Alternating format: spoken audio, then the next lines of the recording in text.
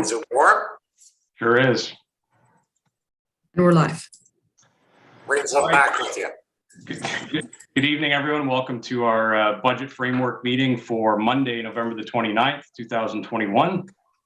Call the meeting to order at 6:32, and we will begin with the playing of the national anthem.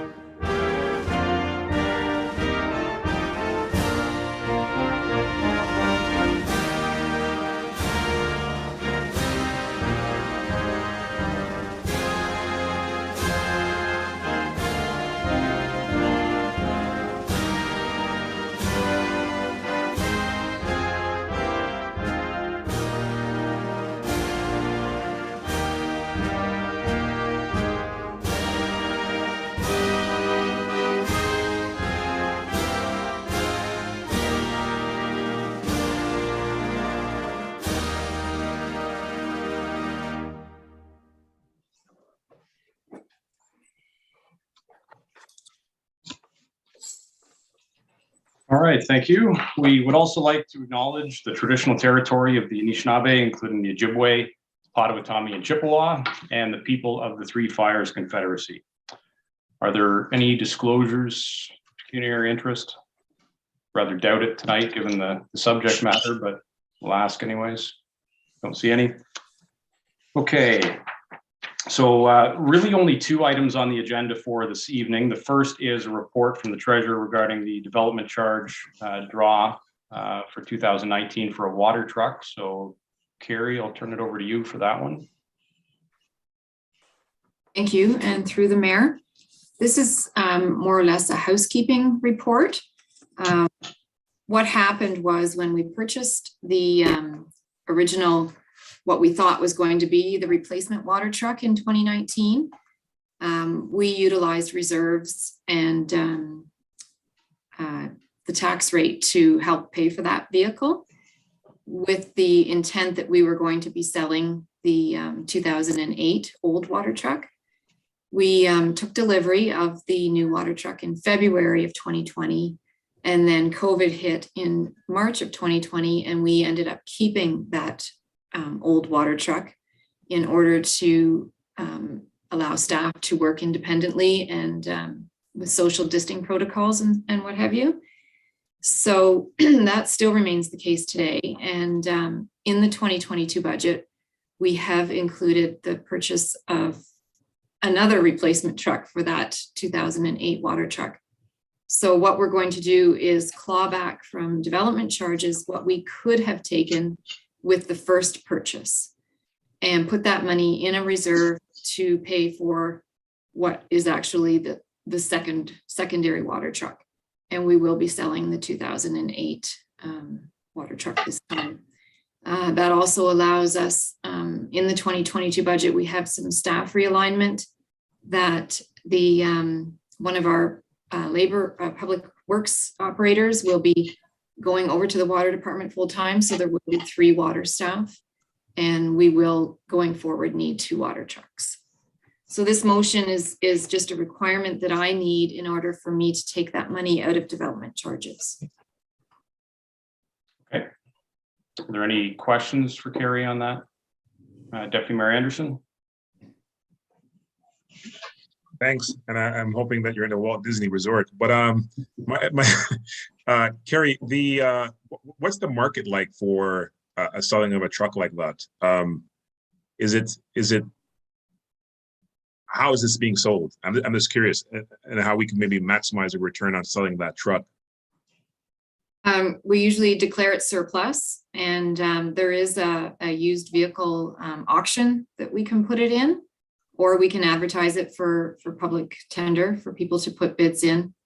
I don't know personally what the going rate is for a 2008 water truck. Fair enough. I'm just wondering how other municipalities handle equipment like that. Is it they typically put it for auction? Is it sold privately? And so if they feel that maybe they've gotten better returns in one form or the other, then maybe that's what we should be pursuing. So that's why I was asking the question.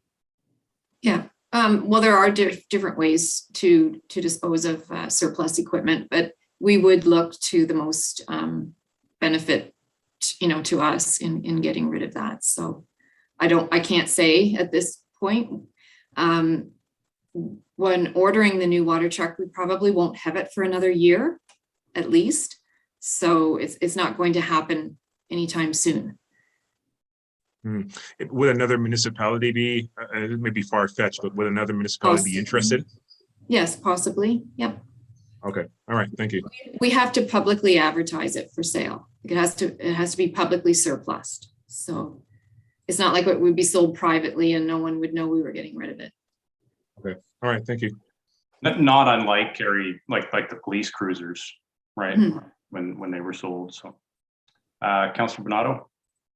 A question, Gary. When you said a year for delivery, can we can get any vehicle off the lot that's basically the right fit for the type of work it's doing? It's more or less the not the box or the back part that's the issue, correct? I'm going to pass this over to Jim. Yeah, I was going to say maybe Jim's the best to answer this one. Through your worship, yes, they are easier to get. Still with the chip shortage, we're understanding that they're going to be a little more difficult. We were looking at a quad cab 3/4 ton, so we're able to pull the battery trailer around, so it would be a little bit heavier, but it would be easier, say, than our purchase for this year was replacement of 1 ton, and we're still waiting on that one. We don't expect to see it until into the new year, and we ordered that as soon as we had authorization from council with this year's budget. So, but we we search around from different dealers for the vehicle, correct? So if any of them have a vehicle of that nature there, that's not the issue. Getting the vehicle is not the problem. It's what the back part, the part that's carrying the equipment, that's more the issue. That has to be built. Through your worship, we wouldn't be going for as complicated a truck as we did for the replacement one that Rob uses.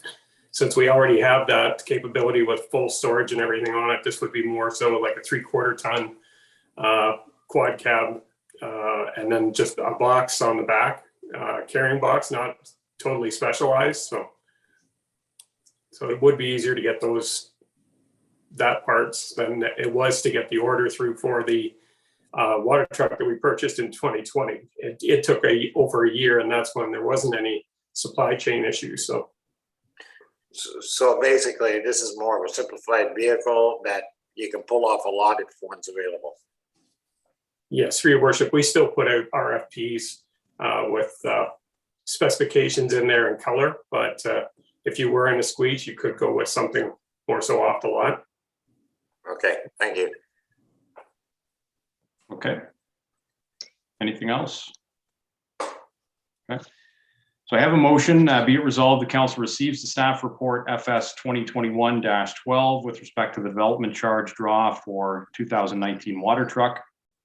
And the council directs staff to proceed with the transfer $121,104.59 from development charges and place in the water reserve for future water needs. I get a mover and seconder for that. Moved by Councillor Bernardo, seconded by Councillor Wagner. Anything further on that one? All in favor? That's carried. Okay, so the second and more substantial report tonight is the joint report from our CAO and treasurer, which provides a framework presentation for the 2022 budget. And before I turn it over, just a couple of preliminary remarks, basically for the benefit of the public watching. They should be aware that this is really just sort of a high-level overview of what council can expect to see in the draft 2022 budget, which will be presented in a few weeks on December 13th. For most of council, this report tonight is kind of the first glimpse that we get into, what we're looking at in terms of what's coming for next year's budget. For council, what I'd like to do tonight is allow Carrie and Denise to make their presentation. As I said, it is really high level at this point, so I'd rather not sort of get down into the weeds and have really detailed discussions about particular items. Let's save that work for the working meeting on December 13th. That's really going to be our opportunity once we have the draft budget in front of us to roll up our sleeves and dig deep on that and make changes, additions, subtractions, reallocations, whatever we want to do. But for the purposes of tonight, as I say, if there are sort of high level questions, by all means ask away, but let's keep the more detailed discussion for December 13th. Just following along in terms of the budget process. So after that draft is presented on the 13th and the 7 of us have an opportunity to work with that, then the plan is that the budget public budget meeting will be presented in a public meeting on January 10th. Is it, Carrie? Now, as always is the case, if we feel as though we need more time to work with it between the 13th and the 10th, I guess we can schedule additional working meetings in that period of time. But let's give it our honest effort on the 13th and see how much we can get through. If we can do it all that one night, that's great. If not, then we'll look at scheduling another meeting. So does that sound fair to everybody? Okay. All right. So with that, I'll turn it over to Carrie and Denise. I'm not sure who's going to take the lead initially, but Denise, okay. Thanks, Mayor Mills. Through you.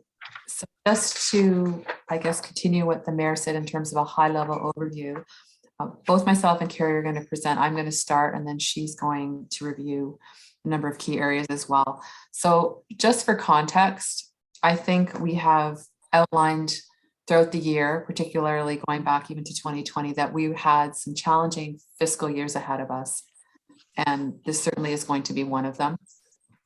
We did include in the financial section that likely what we've outlined is a bit shocking in terms of the percentage, which is showing currently a budget framework based on a 13% levy and an 8% tax rate. And Carrie's going to overview more of that in a couple of minutes. But just to outline the comparator from 2021, when we had an approved levy increase of 4.74% and a tax rate increase of 1.5. So what the budget framework has outlined, including a number of key recommendations coming out of the SDR, as well as the impacts of revenue declines, particularly as it results to assessment, even though we do have growth, other increases with respect to another unavoidables, which we'll go into in later detail, is the primary reason for the increase. So the utilization as well, I'm going to reference now in terms of the recommendations for that rate, those rates also already takes into consideration the utilization of $200,000 from the tax stabilization fund, which is a significant amount, leaving about $84,000 in that fund or less in terms of our estimate. So those are the key things. So we didn't want you to not recognize this.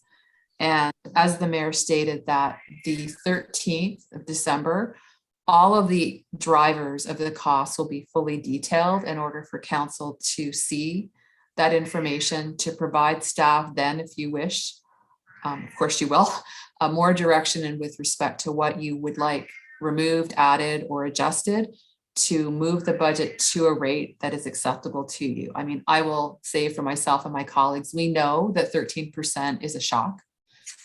Recognize that that's not likely something that council would embrace in terms of a final budget, but it was critical for transparency and accountability, particularly building in some of the key strategies coming out of your council strategic priorities in your year of office, as well as what's flowing out of the SDR, coupled with everything else, that you had all of that information before you to make those decisions in the context of all pressures being outlined.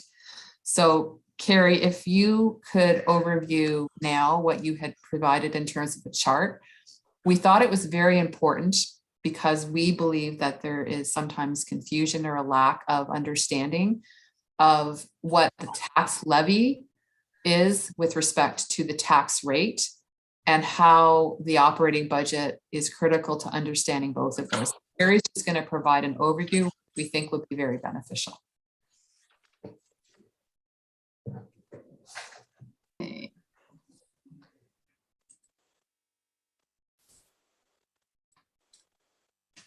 Can everybody see that? Yep. Make it bigger. If I make it bigger, then you can't see it all. Okay, so this is just an example of how the phased-in assessment affects the tax rate, which in turn affects the levy. It's a simple mathematical calculation. And in the past, before phase-in existed, we would have dealt with, and I've used simplified assessment figures here, just as to make things more easier to follow. So if you took $1 billion in assessment and times it by the 2021 tax rate, it gives you what we needed to raise for taxation. And in 2022, we need to raise $8.3 million as an example. So what that means is because there was no change in assessment, the tax rate increases 13%, but so does the levy, which is the tax dollars. So in the same situation with phase-in assessment, you would have seen same number of homes, but with the phase-in, which generally added 25% per year because phase-in was split over 4 years. So your destination value was reached in the final year. So with a 25% increase in assessment, you'd go from $1 billion to 1.2 billion. And you still need to raise the same amount of dollars. But what it means is that your tax rate in this case decreases by 10% because your assessed value has increased. What the net change to the levy is still 13%. So it's not like you're raising or lowering the amount of money that you need to operate annually. You're still collecting the same tax dollars or the same tax levy. It's just what the rate needs to do in order to make the equation work as the assessment fluctuates. So in our case, in 2022, with growth, and this is the third example, just throwing numbers out there, let's say we've got 150 new homes and our assessment has increased 5%, our taxable assessment, which is the case this year because of the new homes that we've taken on, and some of the assessment office is still picking up added assessments such as decks and pools and garages and sheds and all that kind of stuff. So with those new added values, our growth in assessment for 2022 is 5%. So what that means to us as we need to raise that $8.3 million, it means that the tax rate only has to go up 8% because of that growth. Does everybody follow that? And I could have provided a fourth example, but I didn't, where you've got phase-in and growth, which is something that we have been experiencing up until COVID. And I have another slide I want to share. And this is something that I did for Oh, can you see that? No, No? The shared screen went off. Oh, where did it go? Shoot. Oh, I must have closed it. Bear with me 1 second.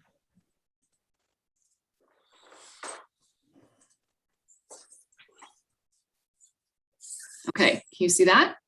no. No? There's no Right here. screen at all. Hold on. Try not to disconnect myself. Technology is wonderful when it works.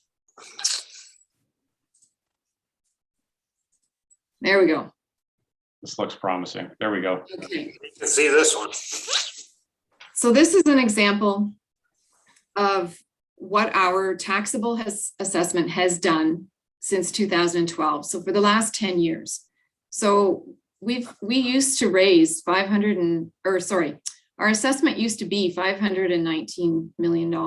And now we're up at, just over $1 billion. And then if you look at our dollars raised, we used to raise 4.4 million, and now we're raising 8.8. So our assessment and our tax dollars have doubled. But if you look at the tax rate itself, for 3 years in a row, the tax rate remained the same. And then out of these 10 years, the tax rate has decreased 4 different times.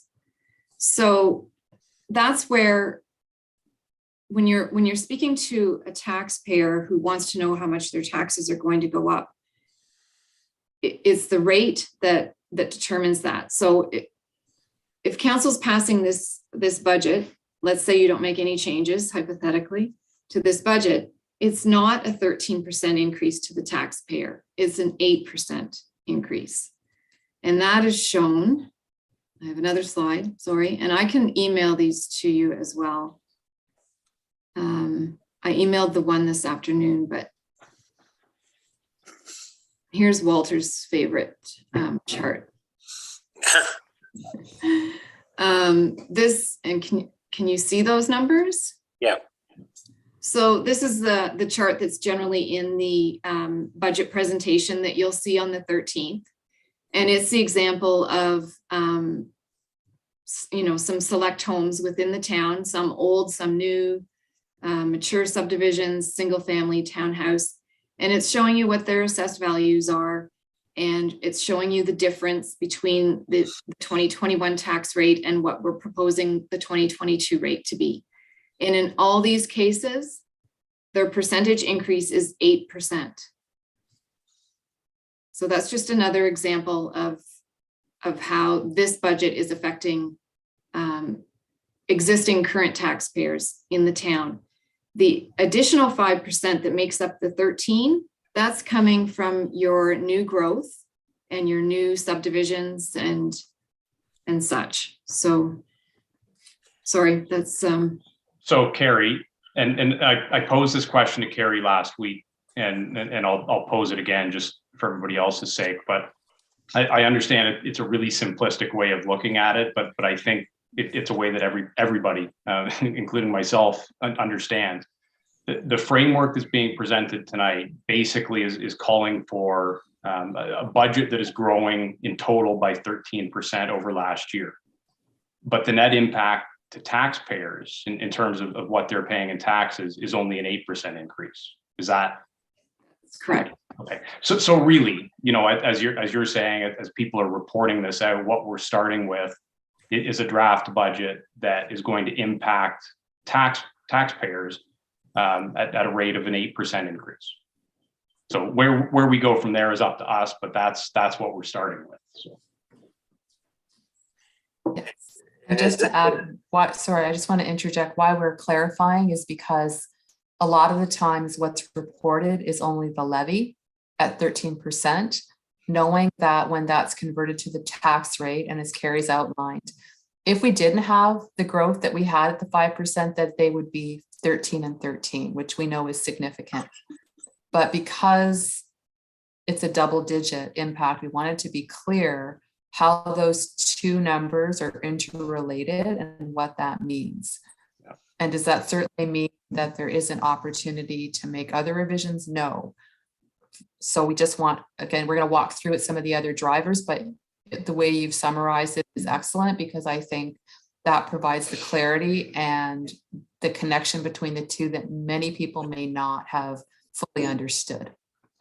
I was Yeah. gonna say, I like my favorite slide, Gary, because even though we're looking at 8% or 13%, the reality of the whole thing to the taxpayer at home is, let's say I looked at a mature there, $22 a year more, for example. It's not that they're looking at $200 or $300 increase. They're looking at a small amount of increase, but that's what they have to understand when we're speaking to them. If we continue to hold the 8% increase, it's not a huge amount, like $1,000. It is a small amount for the full year. Sometimes less than what they spend on coffee. Just to clarify that, and the slide was small, and I know you didn't have very long to look at it, and I will email it to you, and it will be included in the December 13th presentation, but the $22 was monthly. Was it monthly? Yeah. Yes. But still, like I said, sometimes it's spent more than that on a coffee in a month. Yeah, the average house listed on that slide, Carrie, showed an increase of $199 for the year. Yes. So, yeah. Okay. But I presume that's for the more established subdivisions, or houses rather, in Shelburne, because it seems like the newer subdivisions are always facing a greater blow, unfortunately. So it would appear that it would probably be closer to 280 in some of the newer subdivisions. But what I like about the slide, and I thank you for doing this, and I see why Walter is in favor of this, because when you think about 8% or 10% or whatever the percentage is, people need to know exactly what the actual hit is going to be, whether on a monthly basis or on an annual basis. And so when they see that, and not to say that we're going to stay at 8%, but they could clearly see that on average, it's anywhere between, let's say, 150 to maybe 260 or 270, depending on where you are in the town. So, but we have work to do. So, but anyways, I appreciate you outlining this the way that you have.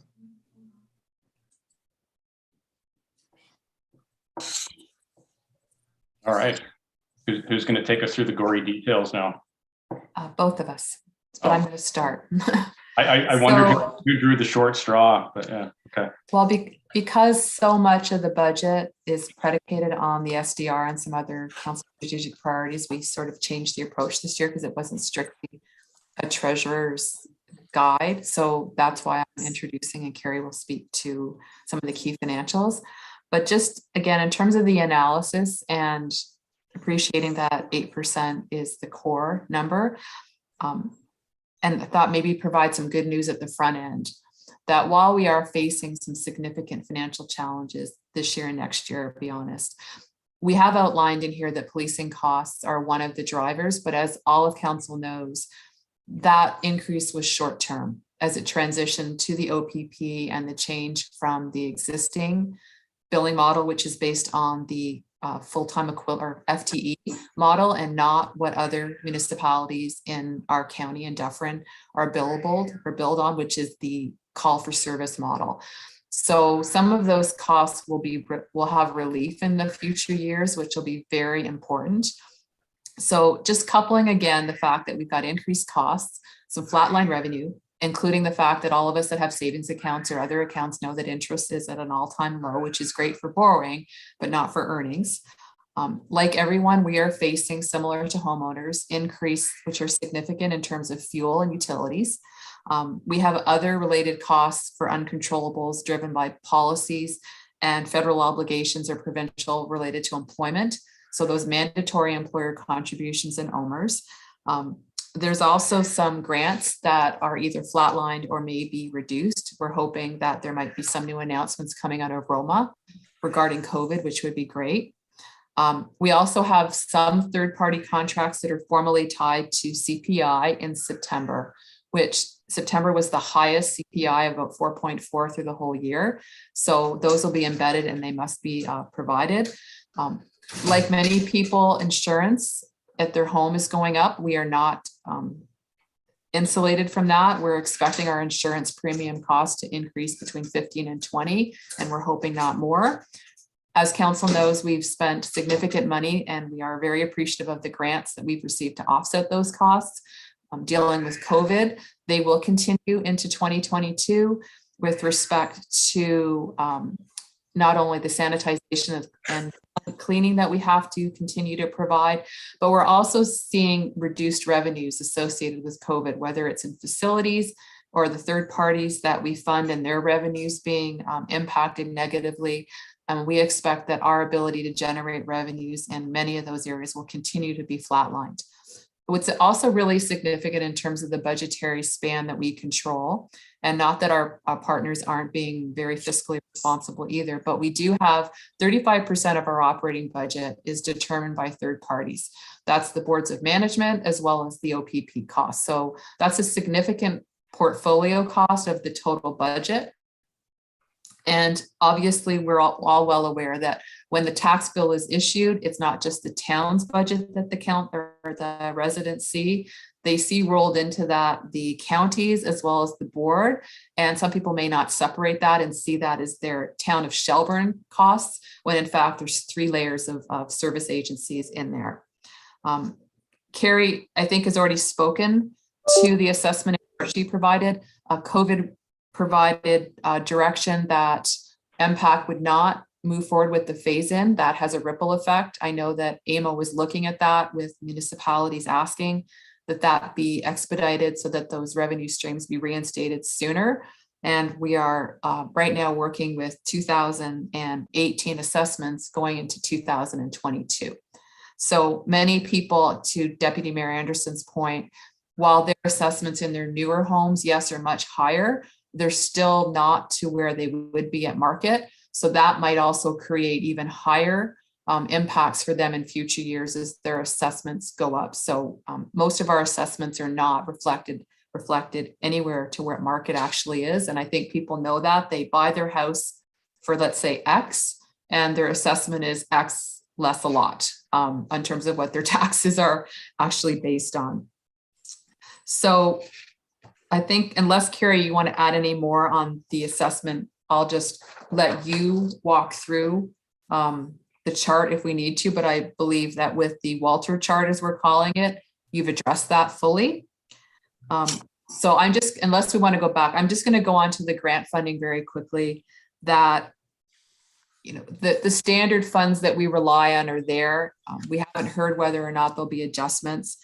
We will be getting an increase of about $5,400 for our OMPF, as we did in 2021, a little bit higher. That's better than I guess we expected. We expected a reduction. There's other funds that we aren't aware yet of what we will be seeing. We have made some assumptions that we would continue to see those revenue streams, and we'll be continuing to apply for grants. We do have a number of major grants applied for and under consideration, not limited to the connecting links. Hopefully we will get some money for well 3 to help offset the significant costs associated with the arsenic due to the legislative changes changing the standard on what was measured. We are applying for some grant money from our insurer, Intact, to help us support the Besley drain cleanout, which would be helpful. And then we've looked at Heritage Canada, other grants for events to offset those. As I said, maybe there will be funding announcements out of Roma with respect to COVID in particular. The conference has been a key area where the province has announced new funding streams in the past. That may also be the case this February. And anything that comes up in terms of new funding, whether it's federal or provincial, we will continue to apply for that. So moving on to the service delivery review and other plans, most of which were presented to you, all 3 of them, at the last council meeting. The most, I guess, significant in terms of the costs that were detailed with recommendations from the consultants were outlined in the service delivery review, specifically those applicable to staffing resources necessary or at least recommended as necessary, to allow us to expand the scope of services that we understand our expectations, as well as the evaluation to date on some of the challenges that we're facing. The Director of Legislative Service has had also at the same evening provided council with a report and an update on municipal bylaw, and council had directed us, as requested by staff, to include that position in the draft 2022 budget, which we will be doing. So Optimus, the consultants, had outlined in the SDR 4 positions in a no particular order. They were the deputy clerk / committee coordinator. Just to note, we've always had a deputy clerk. It's remained vacant. When Jennifer became the clerk, that position was not filled. As part of the analysis, it's being recommended that it would be, and that a committee coordinator would be very helpful with the scope of committees we have. The planning coordinator is a current position, but it's under contract through GSP. And it is footnoted that's a revenue neutral, expense neutral position, as all those costs are recovered through planning fees. So by eliminating that position would have no impact on the projected 8% on the tax rate estimate. The junior municipal bylaw officer was already addressed in the formal report, and we outlined the HR coordinator because my position and the deputy clerk's position, deputy treasurer's position, have spent a significant amount of time managing those issues without the professional designation as HR certified members of staff. And also embedded in that, as referenced in the SDR, was that the position could be key in a lot of our DEI related strategies, including the gap analysis or whatever initiative other than, I guess, a full blown audit, because they wouldn't do that. That would need to be a consulting firm, but to help us in those regards. So the estimated cost with all of those positions is about $275,000. And additionally, the other positions that are embedded in this report, and while they weren't as detailed with respect to the SDR and were outlined as critical needs going forward, they are outlined in this budget. So within parks, operations, and general service areas, COVID has actually reinforced the need for outdoor service 7 days a week, and evenings in particular, weekends in particular. And our current staff just physically don't have the hours available to them without constantly being on overtime to deliver that. So we have added in the outline for the framework, which will be in the budget, of course, one additional operator, laborer to help us 34 weeks a year. We have made a commitment to beautification and landscape improvements with respect to the appearance of our parks, in particular the downtown. We've had one of our staff wearing a double hat and doing the watering as part of his custodial services attendant responsibilities. But we need, with our hot summers, ironically it's freezing, but hot summers, those baskets need a lot of care and watering twice a day. With the new development, we don't have a choice here. We are responsible for crossing guards related to schools, and 3 crossing guards are necessary to staff the intersections and crosses that are designated as being important to the safety of our children in the community.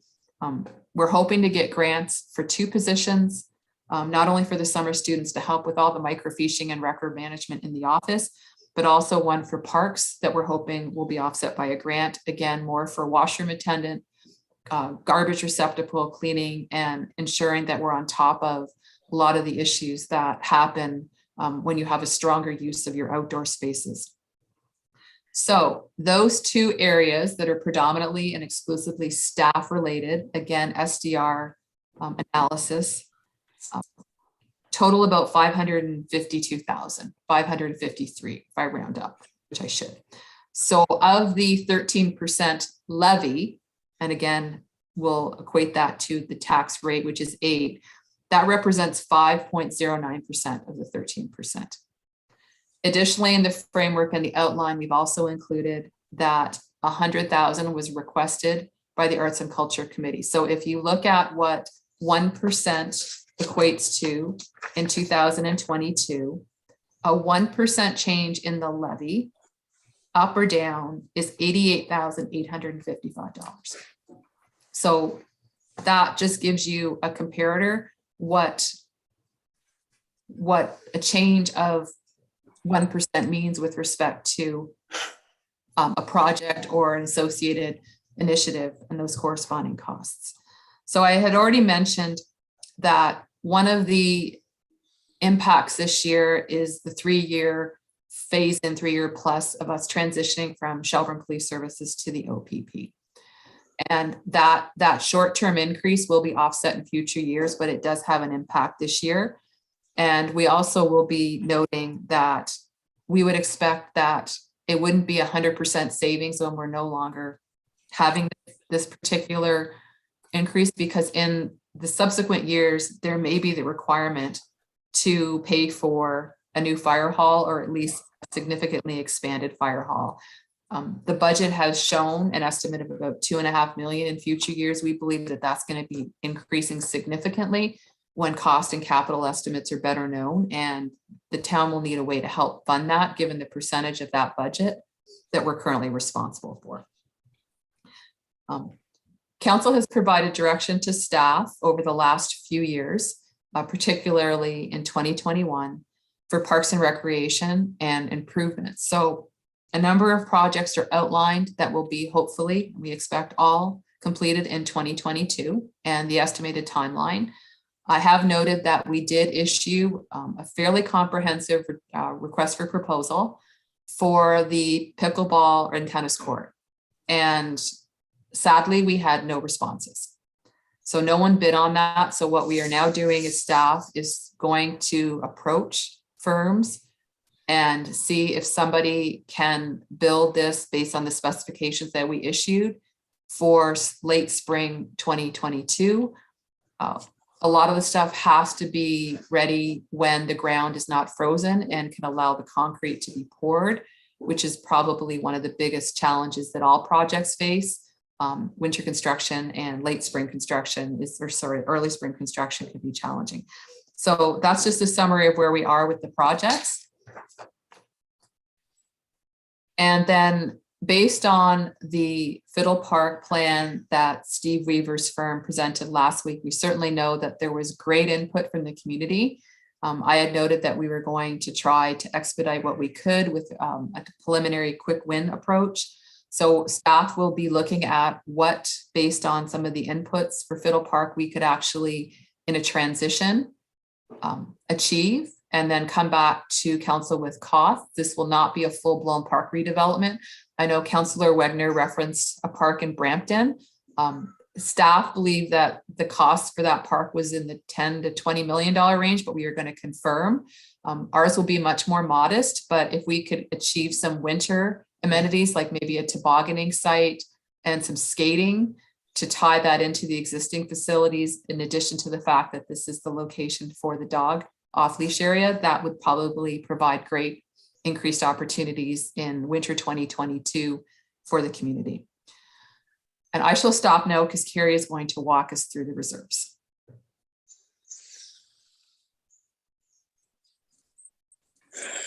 Okay. So the reserve schedule was attached as Appendix 2, which gave an outline of where we're proposing that the reserves will be sitting at the beginning of 2022 and then at the end. So while the reserves look healthy, water and sewer make up quite a significant portion of the current reserves. So we're estimating to end the year at 8.4 million. And of that, 4.2 is water and sewer. And then in addition to that, we also have our restricted reserves, which are 1.2 million. And those are made up of our contingency, which is intended to cover our tax arrears for cash flow. It's also made up of parkland, dedication reserves, parking lot reserves, as well as the post-retirement benefits for the retired police officers. So when you take out those water and sewer reserves and the restricted reserves, it really only leaves the general budget with 2.9 million in reserves at the end of 2022. And I know we had budgeted to use the emergency accommodation reserves to cover the police severance packages. And while that has allowed us to not have to use long-term borrowing or short-term borrowing, we would have had to do it. It also means that our reserves are continuing to be depleted for another year with respect to that. Following 2023, we will start to be able to grow that emergency accommodation reserve with that special levy once again. And then the other thing to point out too is the CAO mentioned that we have already taken 200,000 out of the tax stabilization reserve within the 2022 budget. I just want to point out that in 2021, we had also budgeted to take out 118,000, I believe. 118,500 was how we got our budget framework in 2021 lowered to an acceptable percentage that the council was willing to adopt. But I am happy to say that we are anticipating a surplus at the end of 2021, and we've not had to utilize that 118,000. So that money is still there for us to use in 2022. But the other caution is that you should not become dependent on that tax stabilization reserve, because we are leaving it with a balance of only 84,000. And we are anticipating that 2023 is going to be just as challenging for us, because MPAC has already, or the province has already notified us that there'll be no assessment change in 2023 either. So those are just some precautionary notes with respect to the reserves. And on page 8 of the framework report, I did provide a history of the reserve history summary, showing that in 2014, we did have a reserve balance of 4.8, and up to 2021, we have grown that reserve to 13 million, but we are taking out $5 million in the 2022 budget. 4 million of that is water and sewer, because we've already committed 2 million for the sewage treatment plant, for the initial engineering preparations. And we've also committed money towards the water tower, storage tower.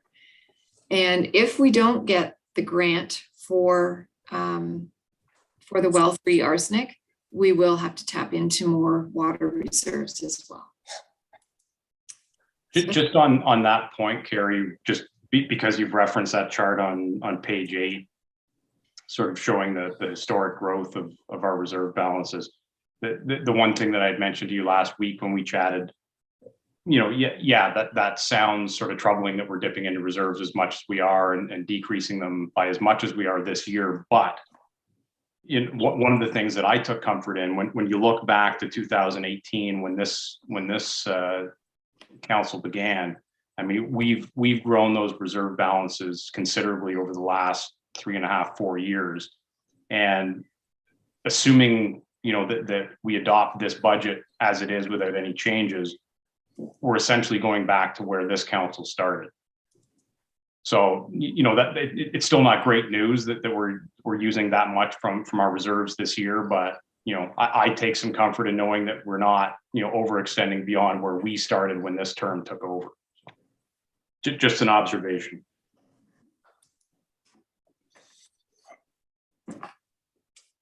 I think that's it, Denise. Okay, thanks, Carrie. So that actually is a summation of our full report, and I'll just loop us back to the recommendations. And one thing we didn't include in the budget framework, and in hindsight, maybe I should have actually detailed it, because it is a significant cost, even though it's prorated for 2022, is council's direction to support the transit initiative of Grey Counties and the Township of Southgate's partnership with weekend service as a pilot was initiated in about August of this year, and it's about $5,500 a month.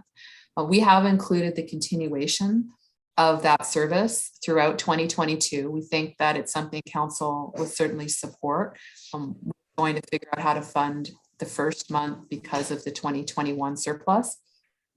But if we were paying for a full year, that's about $73,000 of new costs. So that also is embedded in the 8% tax increase for the rate, even though we do expect to use about $25,000 out of the reserve that was created this year to fund that. So it'll be about a $47,000 incremental increase, but it will be the full amount if the project continued for 2023. So that's why, as the mayor had outlined, it's somewhat important that council sees the full budget and the context of all of the increases and where they are to compare what we've provided in this high level increase or overview of the key drivers related to the SDR and some other non-controllables on the 13th.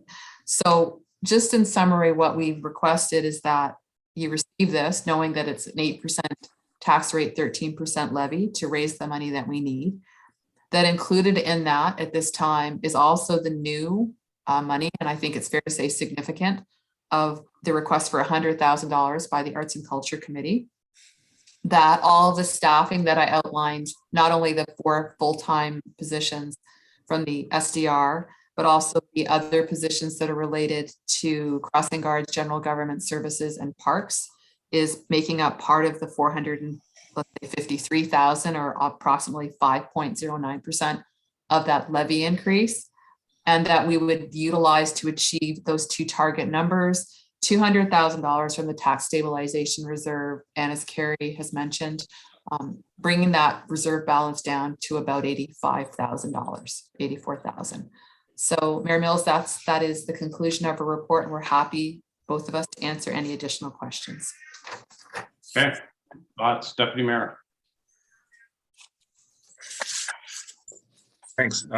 First of all, I guess I would say that any amount of money that's going to support our transit is probably money well spent. And I think just by the usage and the reports that we got from the representative of Grey County demonstrating that our route is the busiest along the entire route, I think would justify that. And I think the community would support that.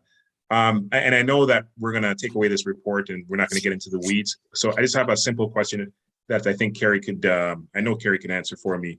And that is the $200,000 that we're looking to take from the tax stabilization fund. You also talked about to address this spike as we see it now, but you also talked about leaving only 84,000 in that the next year is also going to be challenging as well.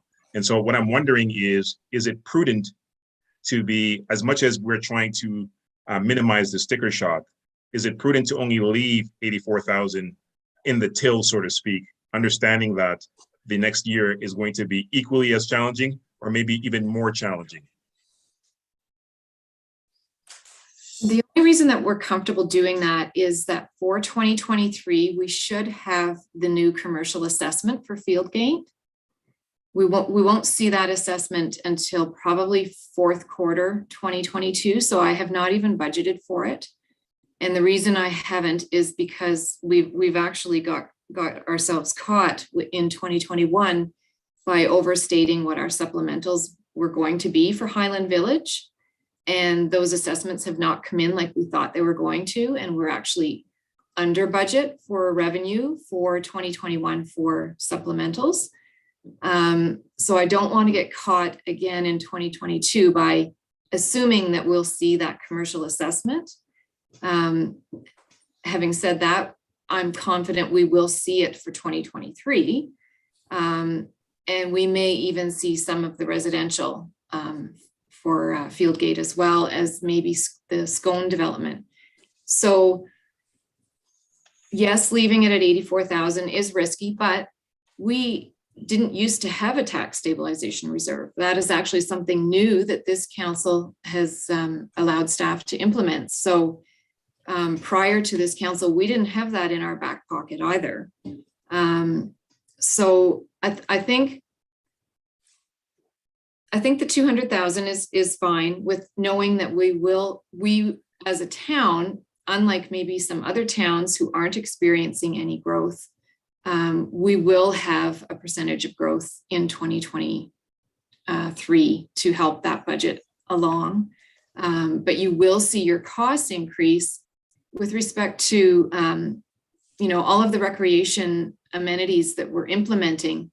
We're going to see all the capital costs for those projects in 2022, but in 2023, you're going to see the operating costs that keep those running. So. Okay. I mean, if nothing changes, the 84,000 or so will probably be higher, but I guess using today's math would equal to about maybe 1% adjustment if we needed it next year. So anyways, I just want to commend the entire team, including yourself, of course, for bringing to council the idea of the tax stabilization fund so that we could use it in times like this. So thank you. And Carrie, sorry, go ahead. I was just going to point out the other thing that we're not sure of as well, but we don't want to rely on it. And one of the reasons why we have had to tap into reserves so much this year is that we had our COVID funding for 2021, which was like 274,000 or something like that. Unless, like the CIO mentioned, unless there's some announcement at Roma or something, we're not expecting to get, that COVID money. So that is another area where our revenue has decreased in 2022. And the other thing is our POA revenue has dropped, our bank interest has dropped. There's many other revenue sources that we're not going to be able to utilize in 2022, and that's why we've had to turn to the reserves. And Carrie, just while we're on that point, and then I'll go to Councillor Bonato. Am I correct in saying that, I mean, if 2021 finishes off sort of as we're projecting, and we are in the black and have a surplus, that surplus could then be added, to our reserves to increase that for next year. So although we're looking at 80-some thousand left in a tax stabilization reserve now, that could be augmented in part by what's left over from the 2021 surplus. Correct. Okay, but we don't know that number yet. So we don't. I've estimated it. And of course you haven't seen this page yet, but at the December 13th meeting, we will propose what we would like to see happen with the 2021 surplus. Part of it is already being utilized for capital to help purchase a new plow truck that we need for the new subdivisions. So we've actually slotted $150,000 of the operations surplus to go to capital, to be put into the capital reserve for 2022. And then anything that's left over and above that, we're suggesting goes to the tax stabilization reserve. Okay. Thank you.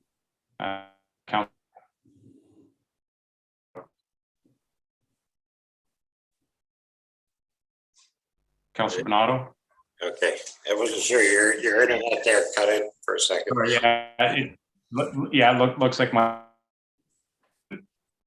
shaky there for a minute, but yeah. My question's regarding the taxes, and are we how are we looking at unpaid taxes? I don't know how else to word the thing. How much are we looking at? And with COVID now increasing again, and with the potential of mortgage rates going up in the new year due to inflation and other causes, how are we budgeting for that, Carrie? And what concerns do we have for that? So our tax arrears are still higher than we would like them to be. we've reached out to a lot of our property owners that are experiencing difficulties and tried to provide them with as many options as we can. But basically, our cash flow in the bank is our reserves. So even though the taxes remain unpaid, we're still able to remit to the school board and remit to the county with the cash flow that we have in the bank. Because these reserve balances do sit in our operating account. We have invested some money into GICs for 2021, but for the most part, our cash flow is fine, even though our reserves have doubled, or sorry, even though our tax arrears have doubled. So we're even if they were to increase in 2022, we'd still be in a comfortable enough position to continue on. Even though we're remitting to the province and to the county. Yes. Okay, I'm just a little concerned there. And we do every year, the first bylaw that we pass of the year is our borrowing bylaw, which allows us to it's like a line of credit at the bank. So if we were ever in need of temporary borrowing, that line of credit is already established at the bank annually. I see we lost the mayor, or is he still with us? That's not a concern Okay, for us right now, though. thank you. I think you may have to take over, Deputy Mayor. I'm still here. Um, To try to reserve bandwidth. My connection seems to be somewhat unstable, so I'll continue without video for the time being and see if that helps. And anybody else? No? Okay. I mean, just a few general comments from my perspective, again, keeping it high level. And I know I've said sort of similar things in previous years' budget processes, but I mean, one of the ways of looking at the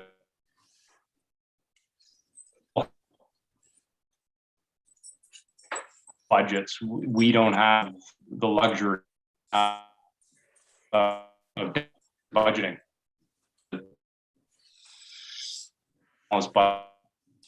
Just like any household does. That said, I think as a starting point, one of the ways that we may have now, we would have to increase at a rate that's equal to the rate of inflation. Just as we do around our households to maintain what we have now. We have to factor in that rate of inflation because the cost of carrying on doing what we're doing now is going up. And unfortunately, the ratio, right? So if you the starting point, taking into account the fact that anything less than that would mean that we would have to start taking things off the table that we're currently offering. It's even, start looking at adding a new carried, and the rest of the staff to hear what you have for us to look at. I know there's some suggested changes that I've made note of here. And I'm sure as we kind of get the detailed draft budget in advance of the meeting on the 13th. But I think what you've done is you've presented a framework and ultimately will present a draft on the 13th, which kind of gives us, the all-in option. Aggressive. We've added a lot of new services, a lot of new amenities, and then the going and I guess ultimately the policy decision that will be left up to the seven of us is to decide how quickly I get there. If we want to meet and things, then obviously that come at a higher cost. if we want to slow it down and sort of bring it in stages, well, then, you know, potentially we can reduce that tax percent. But,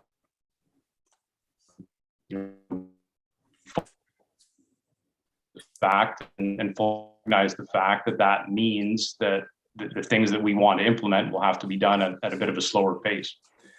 Anyway, there's that, and most, as I said earlier, will take place on the 13th. And if we need an additional meeting or two after, we'll do what it takes to where we need to before we get to the public. Call for additional comments. Okay, so you have the draft motion in front of us that Denise referenced.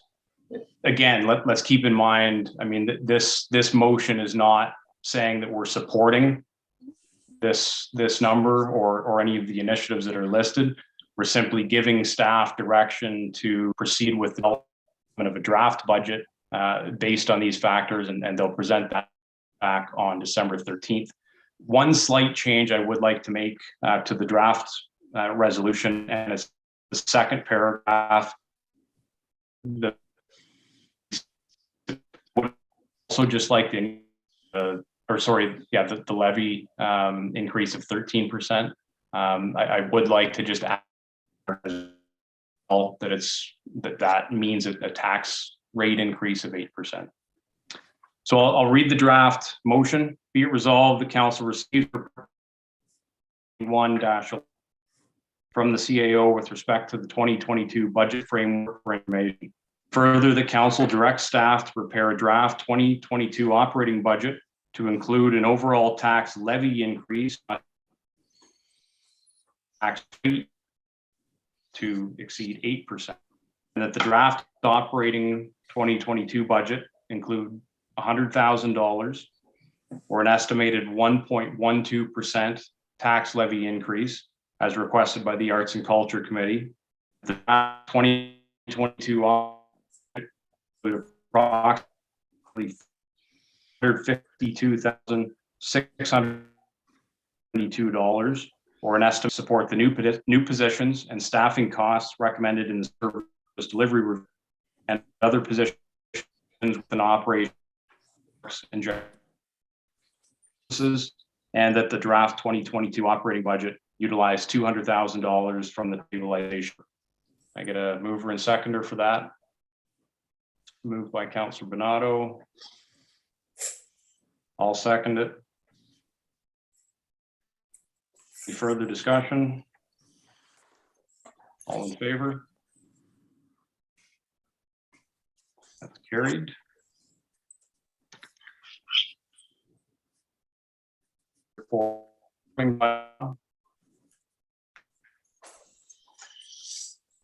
Councillor Hall. Seconded by Councillor Fegan. All in favor? And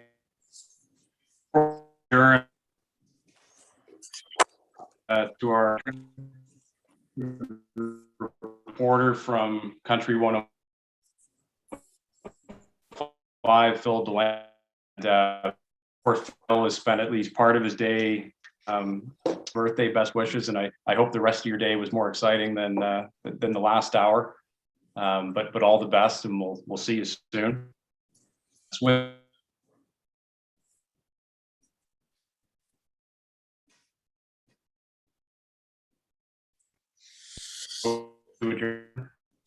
Seconder. Hall, seconded by Councillor Bonato. All carried.